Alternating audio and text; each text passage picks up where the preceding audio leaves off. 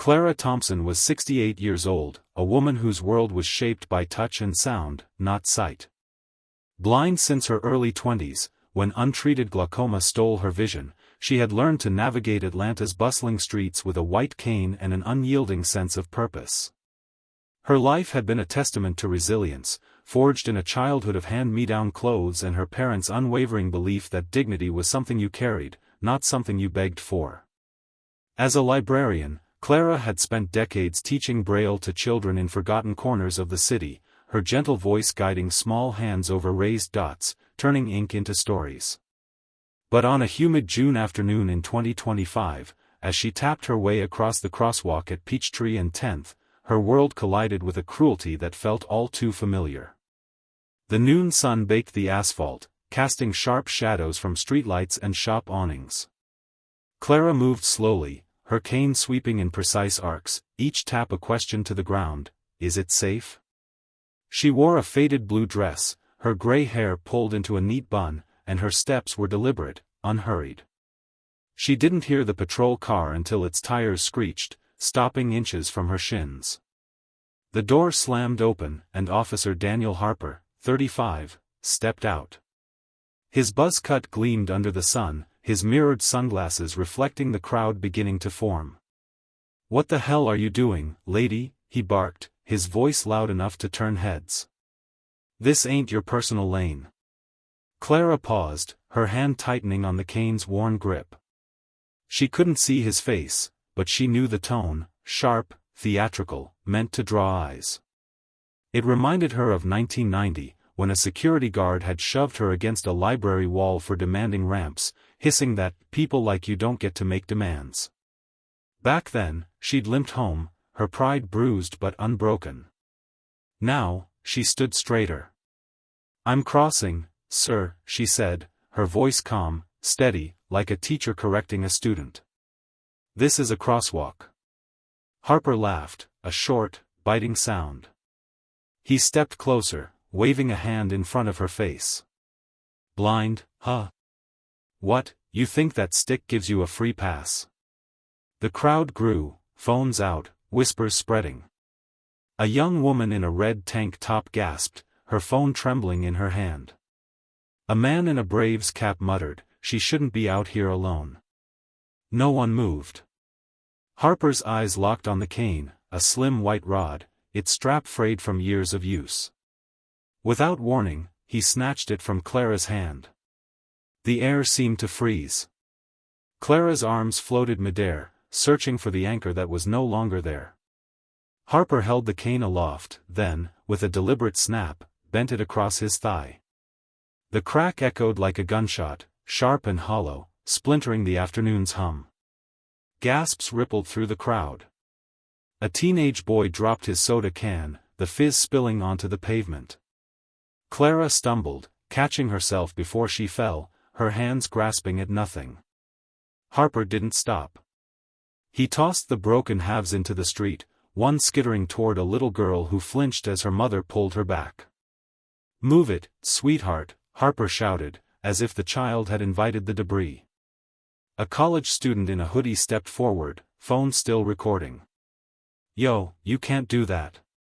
She's blind, man." Harper spun, his jaw tight, and grabbed the student's collar, slamming him against the patrol car. "Want to join her, kid?" he hissed. The phone clattered to the ground. Someone shouted, "Let him go," but the crowd stayed rooted, their courage trapped behind screens. Clara stood still, her right hand hovering where the cane's handle used to be, her left pressed against her chest, holding herself together. She didn't cry, didn't speak. She'd learned long ago that silence could be louder than screams. Harper smoothed his uniform, scanned the crowd with a smirk, and returned to his cruiser. "Next time, stay on the sidewalk," he called to Clara, as if she'd chosen to be a spectacle. He radioed in, situation resolved, and idled there, engine humming, waiting for another excuse to flex his badge. The crowd dispersed slowly, taxis honked, pedestrians shuffled, life resumed. But Clara remained, alone in the crosswalk, her fingers brushing the asphalt, searching for the pieces of what had held her steady for decades. No one offered a hand. No one asked if she was okay. The cameras had caught it all, but for now, they were just clips, not yet a movement. Clara rose, unsteady but unbroken, and took her first step forward, her heart heavy with a truth she'd carried since she was 22, the world doesn't always see you, but you learn to walk anyway. The crosswalk at Peachtree and 10th returned to its rhythm within minutes, as if Clara Thompson's humiliation had been a brief interruption, like a dropped coin or a stalled car. The crowd that had gathered, phones raised, murmurs buzzing, melted back into Atlanta's pulse. A delivery driver pedaled past, glancing at Clara as she knelt, her fingers grazing the pavement for the broken cane. A woman in scrubs hesitated, her hand half raised, then turned away when a security guard barked into his radio about a disruption. Across the street, a barista at a coffee shop window watched, her apron twisted in her fists, but stayed behind the counter. No one crossed the invisible line to help. Clara's life had taught her this silence well. In 1990, when she'd been shoved against a library wall for demanding accessible shelves, her neighbors had whispered their sympathy but never spoke up. She'd limped home alone then, too, her pride stinging more than her bruised hip. Now, at 68, she felt that same quiet weight, a city that saw but didn't act. Her fingers found the jagged end of the cane's longer half, its edges sharp against her palm. She lifted it, not as a tool but as a remnant, and stood slowly, her limp more pronounced without support. The little girl who'd flinched at the cane's broken piece stared, her mother whispering, "Don't look, baby. It's not our fight." Social media was already stirring. The college student's video, shaky but clear, hit X first, posted with a caption, "Cop breaks blind woman's cane." WTF? Comments poured in, some angry, "This is why we can't trust them," some dismissive, "She was probably in the way." A live stream from a nearby cafe titled, "Blind Lady vs. Cop," drew 3,000 viewers, most dropping laughing emojis or skeptical remarks, "Bet she's faking it." The cruelty of the comments mirrored Officer Daniel Harper's smirk, but Clara couldn't see the screens. She heard only the fading footsteps, the hum of traffic, the absence of a hand to guide her. Harper sat in his cruiser, radio crackling, his sunglasses hiding eyes that scanned the sidewalk for defiance. He'd grown up in a world where his badge meant control, where his father's stories of keeping order in their suburban enclave shaped his view of power. The precinct had reinforced it, burying complaints about his aggression, a deaf teenager shoved in 2020, a veteran in a wheelchair berated in 2022. Each time, the paperwork vanished, marked non-actionable. Harper felt untouchable, his smirk a shield. He didn't glance at Clara as she stood, her silhouette small against the city's churn. A nurse, her badge clipped to her scrubs, took a step toward Clara but stopped when a second guard blocked her. "Liability," he said flatly. "Don't touch her." The nurse's face flushed, her hands balling into fists, but she backed away, her training no match for bureaucracy. A teenage boy zoomed in on Clara's trembling hands, whispering to his friend, "This is going viral." They laughed, not out of malice but because the internet had taught them to frame pain as content. Clara didn't hear their laughter, but she felt the weight of their gaze, the way it lingered without reaching. Somewhere in Washington, D.C., James Thompson sat in a nondescript office, his laptop open to a policy draft on public transit accessibility. At 45, he was a man of sharp angles, cropped hair, a jaw set from years as a Navy SEAL, a knee that ached from an old injury. His mother, Clara, had raised him alone, her stories of resilience shaping his choice to fight for the vulnerable, first in uniform, then in courtrooms. His phone buzzed, a message from an old colleague, "You need to see this." The video loaded, and James's breath caught as he saw his mother's cane snap, her body sway, her dignity tested but unbroken. His fingers tightened on the desk, not in rage but in resolve. He'd seen this before, not the act, but the system that allowed it. In 1990, he'd been 11, watching Clara come home limping, her eyes dry but her voice steady as she said, "They can't break what's already strong." Now, he knew this wasn't just about Harper. It was about the machine that let him swing. James closed his laptop, his mind already mapping the next steps. He didn't call Clara, not yet. He knew she'd be standing, just as she always had. But he also knew this time, silence wouldn't be enough. The crowd's inaction, the internet's chatter, Harper's smirk, they were all symptoms of a deeper rot. And James Thompson, trained to dismantle threats with precision, was about to turn his skills on a system that had failed his mother for too long. James Thompson sat in the dim light of his D.C. apartment, the city's skyline a faint glow beyond his window. The video of his mother, Clara, played on a loop in his mind, the crack of her cane, the officer's smirk, the crowd's silent stares. At 45, James was no stranger to conflict. As a Navy SEAL, he'd navigated war zones with a calm that unnerved even his commanders. After a knee injury ended his military career, he'd turned to law, channeling his discipline into rewriting policies that gave the disabled a voice. But this was personal. His mother, who'd taught him to stand tall when the world pushed back, was now a target of the same system he'd spent years fighting. Clara's strength had always been his anchor. Growing up in Atlanta, James had watched her turn their small apartment into a classroom, teaching Braille to kids whose parents couldn't afford tutors. She'd funded books with her librarian's salary, her hands steady even after the 1990 assault that left her limping. That day, a security guard had called her trouble for demanding ramps, shoving her so hard she'd hit the wall. James, just 11, had seen the bruise on her hip, heard her say, "They can hurt me, but they can't take my purpose." That moment had driven him to the SEALs, to law, to a life of fixing what others broke. Now, seeing her humiliated again, his resolve hardened into something sharper. The video had come from an anonymous source, slipped into a precinct chat group James monitored through old military contacts. He recognized the officer, Daniel Harper, badge 7443. A quick search of sealed records, accessed through a favor from a DOJ clerk, revealed a pattern: 5 complaints against Harper over 8 years, all involving vulnerable people, a deaf teenager, a veteran, a homeless man with a service dog. Each was dismissed with phrases like, insufficient evidence or behavioral issue. James's fingers hovered over his keyboard, his training kicking in. This wasn't about revenge. It was about dismantling the shield that let Harper act with impunity. He opened a notebook, its pages worn from years of notes across 3 continents. In it, he'd jotted lessons from Clara: change doesn't shout, it builds. He began compiling data, dates, names, complaints, all cross-referenced with precinct memos. One from 2020 caught his eye: Officer Harper's conduct noted, no action recommended. File closed. The signature was a captain's, the same one who'd ignored Clara's 1990 complaint.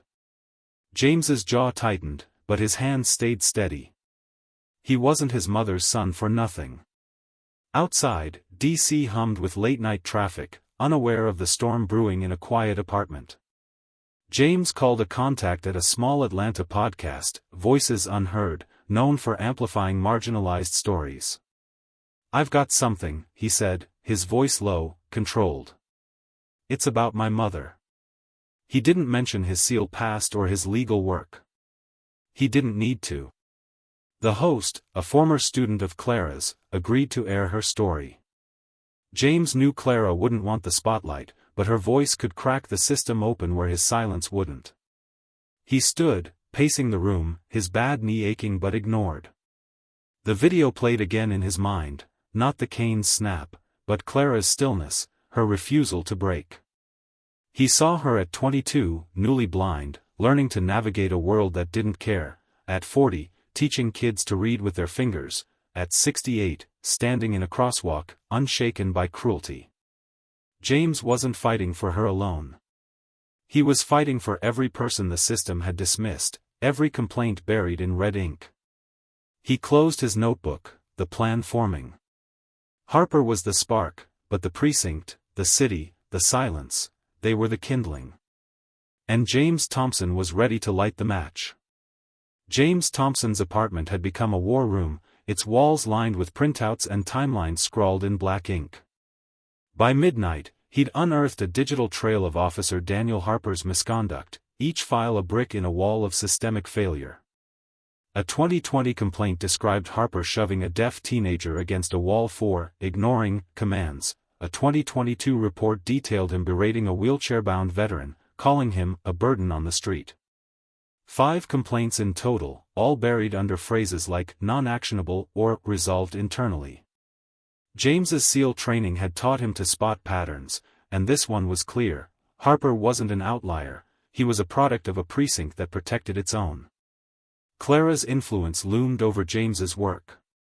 In 1990, when she'd been assaulted for demanding library accessibility, the complaint she filed had vanished, marked low priority by a captain who later mentored Harper. The memory of his mother's limp, her quiet resolve to keep teaching, fueled James's focus. He cross-referenced Harper's files with internal memos, finding a 2019 email: Harper's incidents are containable. Avoid public review. The sender's initials matched a deputy chief still in office. James's fingers paused, his anger cold and precise. This wasn't just about one officer, it was about a system that let him thrive. He reached out to a retired DOJ analyst, a woman he'd worked with on a 2018 accessibility case. "I need records," he said, emailing her a list of case numbers. By morning, she'd sent back a folder: 8 complaints against Harper over a decade, 3 involving disabled individuals. One, from 2017, described Harper kicking a homeless man's service dog, shouting, "Get your mutt off my street." The complaint was dismissed as unsubstantiated. James's knee ached as he stood, but his mind was sharp, mapping the next move. He forwarded the files to a contact at the Department of Justice, attaching a note: "This is a pattern, not an incident." Meanwhile, Atlanta's streets buzzed with whispers of Clara's story. The video, now shared thousands of times, sparked hashtags like #CaneIsHerEyes and #JusticeForClara.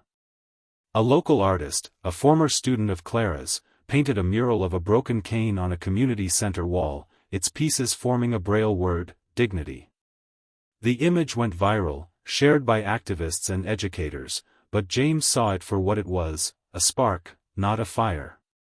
He needed evidence, not emotion, to make the system bend. Clara, at home, sat by her window, her new cane, black, not white, by her choice, resting against the wall. She'd heard the social media buzz through her grandson, who read posts aloud. "They're angry for you, Grandma," he said. Clara smiled, her fingers tracing the cane's handle. "Anger's loud, but truth's louder," she replied, her voice steady as ever.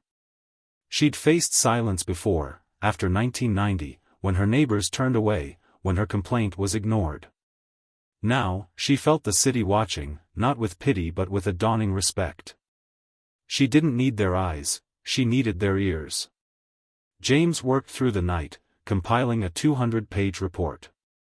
It wasn't just about Harper, it named supervisors, dated memos, and quoted policies that shielded misconduct. He sent it to 3 outlets: a local news station, a national disability rights group, and an international human rights commission in Geneva. Each email began the same: "This is not a request for justice, this is an audit of its absence." As dawn broke, James looked at a photo on his desk: Clara, smiling, teaching a child Braille. He didn't call her. He didn't need to. She'd taught him long ago that the fight wasn't for her, it was for everyone the system had failed.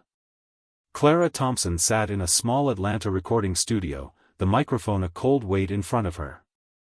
The podcast, Voices Unheard, was hosted by Maya, a former student who'd learned Braille under Clara's patient hands. At 68, Clara didn't seek the spotlight, she'd spent her life in the quiet margins, teaching kids to read in a world that rarely read back. But when Maya called, saying, "Miss Clara, people need to hear you," she agreed. Not for fame, but because she knew silence had let men like Officer Daniel Harper swing too long. The studio smelled of coffee and old wood, a familiar comfort. Clara's new black cane leaned against her chair, its handle solid under her fingers. She didn't prepare a speech, she didn't need one. Her life, losing her sight at 22, teaching Braille through budget cuts, surviving the 1990 assault, had carved her words into something sharper than anger. When Maya asked, "Miss Clara, what happened at the crosswalk?" her voice cut through the air like a blade. "I was crossing the street, like I've done for decades," Clara began, her tone steady, deliberate. "A man with a badge decided my cane was a problem. He broke it, laughed, and left me standing there. But I've been left standing before." She paused, letting the silence settle. "In 1990, I asked for ramps in a library. A guard pushed me into a wall, called me trouble. No one helped then, either. You learn to walk anyway." The words landed hard, not because they were loud but because they were true. Clara spoke of her childhood, of parents who worked double shifts to keep her in school, of learning to navigate blindness in a city that didn't see her. She spoke of 1990, when the guard's shove left a bruise but also a fire. She'd started free Braille classes the next year, funding them herself. "They think breaking a cane breaks you," she said. "But a cane's just a tool. What they can't break is what you carry inside." Maya, her voice trembling, asked, "Are you afraid?" Clara's laugh was soft, sharp. "Afraid? I'm blind, not deaf. I hear the way people shift when I walk in, the way they sigh when I ask for what's mine. Fear's in their silence, not mine." The studio went quiet, the sound engineer frozen, his hand hovering over the board. Clara didn't raise her voice, didn't cry. She spoke like a teacher who'd spent a lifetime proving her worth to a world that looked away. The podcast aired that night, spreading faster than James's report. Listeners in Atlanta, then across the country, shared it with captions, "This is what strength sounds like." A blind teacher in Chicago posted, "Clara's voice is ours." A student in Seattle transcribed it into Braille, pinning it to a school bulletin board. Clara's words weren't just a story, they were evidence, a call to listen. Her 1990 assault, buried by the same system that shielded Harper, gave her testimony weight. She wasn't asking for pity, she was demanding the world hear what it had ignored. At home, Clara sipped tea, unaware of the storm her voice had sparked. Her grandson read her comments from X, "She's a hero. She's unstoppable." Clara shook her head. "I'm no hero," she said. "I'm just tired of being quiet." Her resolve echoed her mother's words from decades ago, "Dignity doesn't bend, Clara. It stands." And stand she did, her cane by the door, ready for the next step in a fight she'd never chosen but would never back down from. James Thompson's report landed like a silent bomb, its 200 pages of evidence rippling through Atlanta's precincts, newsrooms, and federal offices. Titled Structural Neglect, a decade of dismissed complaints, it wasn't a plea, it was a dissection. Dates, names, and memos laid bare a system that had buried Officer Daniel Harper's abuses for years. A 2017 incident where Harper kicked a homeless man's service dog was marked unsubstantiated. A 2020 complaint about him shoving a deaf teenager was labeled behavioral issue. James's SEAL training had taught him precision, and his legal work honed it. He didn't accuse, he documented, each fact a nail in the precinct's armor. In his D.C. office, James worked alone, his phone silent, his laptop glowing with responses. A DOJ contact confirmed receipt, "This changes things." A disability rights group in New York forwarded it to Geneva, calling it a blueprint for accountability. James's past, watching Clara limp home in 1990, her complaint ignored, drove his focus. He'd joined the SEALs to protect, studied law to rebuild. Now, he was dismantling, not with rage but with clarity. He sent a second copy to a small Atlanta news outlet, knowing they'd dig deeper than the Nationals. "Let it spread," he wrote, signing only as C. Thompson's son. Atlanta's streets buzzed with Clara's podcast, her voice now a rallying cry. A hashtag Cane is her eyes, trended, joined by murals and poems. A blind child's drawing of a broken cane, captioned, "She's like my mom," went viral, shared by thousands. James monitored it all, not for fame but for momentum. He knew outrage faded, evidence didn't. He called a former SEAL buddy, now a private investigator, to dig into Harper's supervisors. "Find the ones who signed off," he said. By dawn, he had names: a captain who'd mentored Harper, a deputy chief who'd buried complaints. Each signature was a thread in a rotting tapestry. Clara, at home, felt the city's shift through her grandson's updates. "They're talking about you, Grandma," he said, reading posts. She nodded, her fingers tracing her black cane. She'd taught kids like him to read, to stand, despite a world that pushed back. In 1990, her complaint against the guard had been dismissed as not urgent. Now, her voice was forcing the system to listen. She didn't seek the spotlight, but she wouldn't shy from it. "Truth doesn't need a stage," she told her grandson. "It just needs a spark." The precinct felt the heat. An internal memo leaked, dated 2021, "Harper's cases are sensitive. Route complaints to executive review." The deputy chief's initials were clear. James forwarded it to the news outlet, which ran a headline, "Not one officer, a system." Protests began, small, quiet, powerful.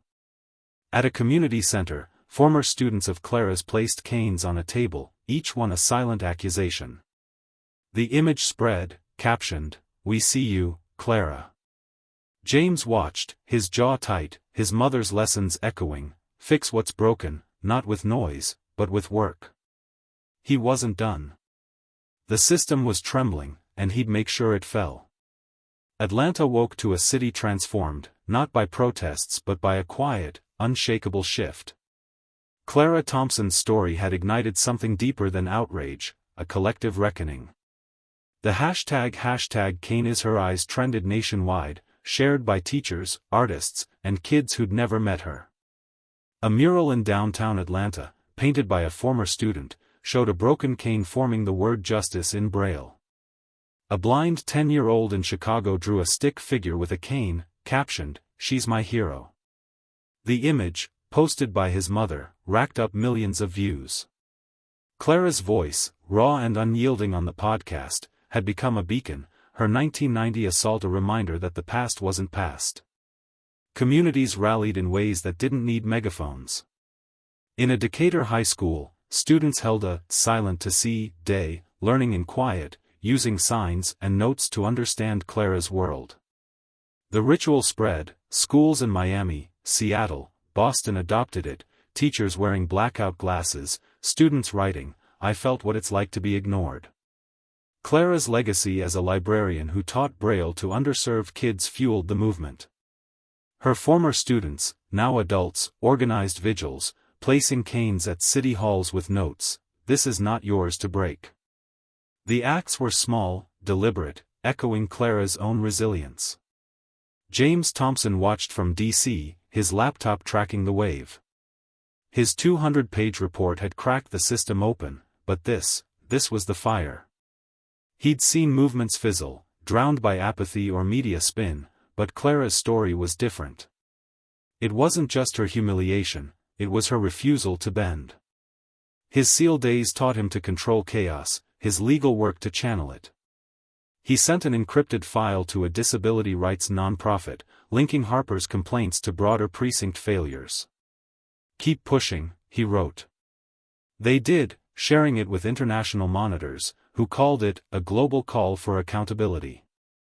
Clara, at home, felt the shift through her community. Neighbors who'd once looked away now knocked, offering tea, stories, apologies.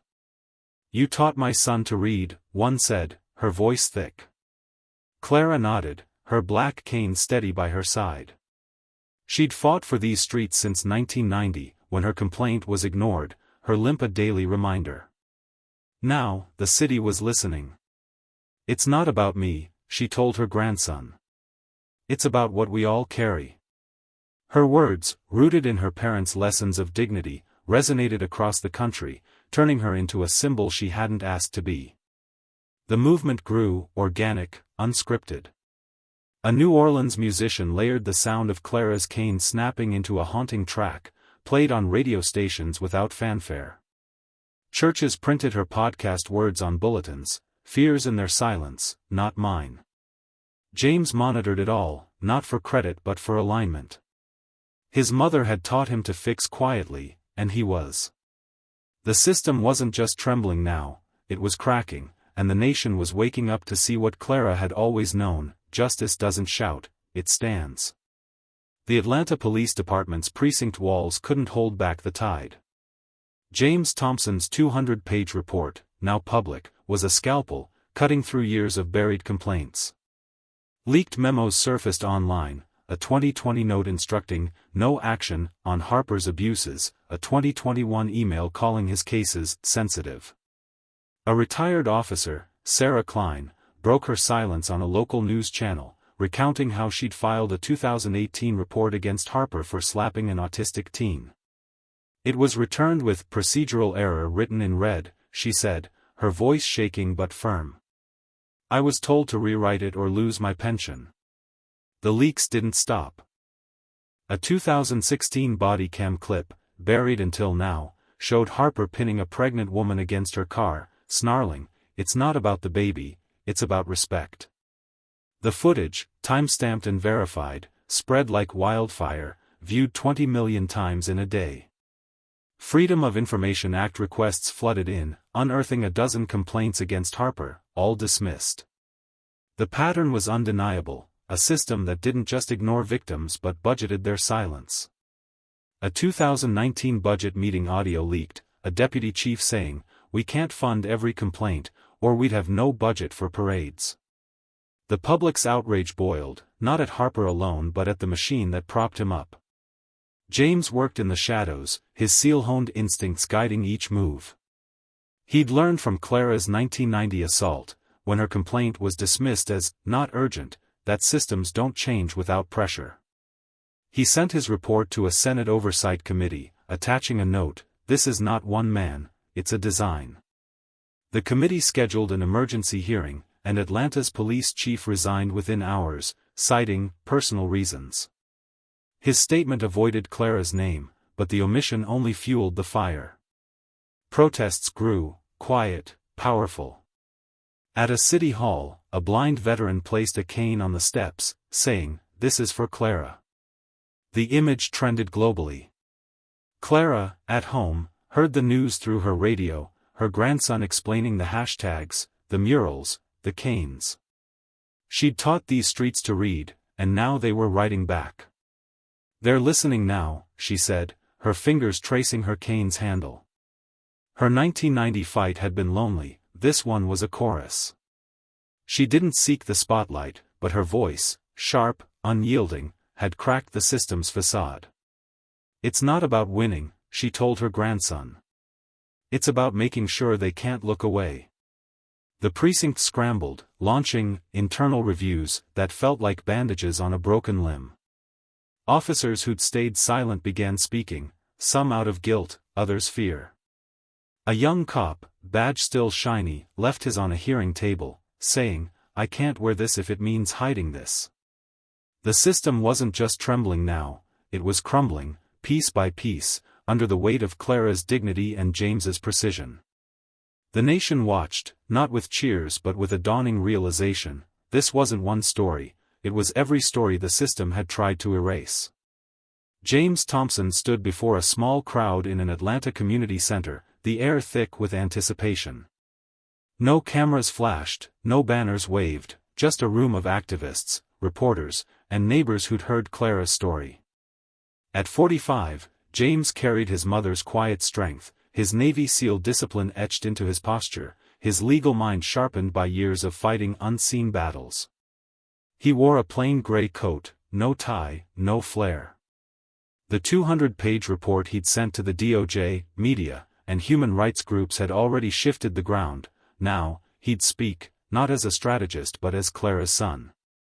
My mother never asked for special treatment, he began, his voice low, cutting through the room's hum. She asked to cross a street. A man with a badge decided that wasn't enough. He paused, his eyes scanning the crowd, not for applause but for understanding. Clara Thompson taught kids to read when the world told her she couldn't. In 1990, she was assaulted for demanding a ramp. She kept teaching. Last week, her cane was broken. She kept standing. The room was still, every word landing like a stone in water. James pulled a folder from his briefcase, its edges worn but contents pristine. "This isn't about Officer Harper," he said, holding it up. "It's about a system that let him break 5 canes, 5 lives, and call it procedure." He didn't raise his voice, didn't need to. His SEAL training had taught him to command without shouting. Clara had taught him to fight without rage. "I could sue Harper," he continued. "But that forgives the machine that handed him the power. This," he tapped the folder, "is 200 pages of proof that the system wasn't broken. It was built this way." The crowd exhaled, some nodding, others clutching canes they'd brought in solidarity. James recounted Clara's 1990 assault, how her complaint was buried, how the same captain mentored Harper years later.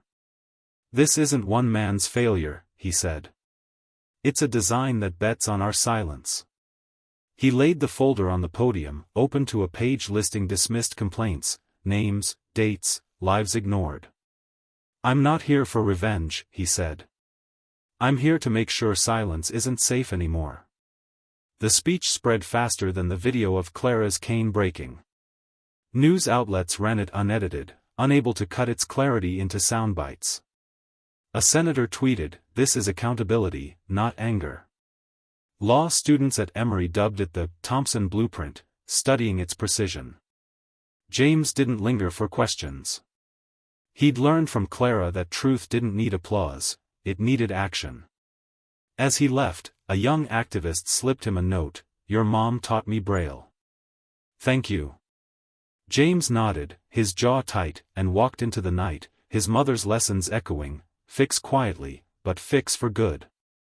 Clara Thompson stepped onto the crosswalk at Peachtree and 10th, her black cane tapping a steady rhythm against the concrete. It was a cool October morning in 2025, the Atlanta air crisp, the street unchanged, same worn curbs, same rusted bus bench. But the silence around her was different, heavy with respect, not apathy. At 68, Clara carried the weight of her past, the glaucoma that stole her sight at 22, the 1990 assault that left her limping, the decades spent teaching Braille to kids the city forgot. She'd returned here, not to relive the day Daniel Harper broke her cane, but to reclaim it. No crowd gathered, no reporters waited. Clara had asked for no fanfare, and James, her son, had ensured it. She paused at the crosswalk's edge, her cane firm in her hand, its handle engraved with 4 words, "This time it stands." A gift from a stranger, a former student, some said, who'd left it at her door without a word. Clara's fingers traced the engraving, her heart steady. She'd crossed this street 1,000 times, each step a defiance of a world that didn't see her.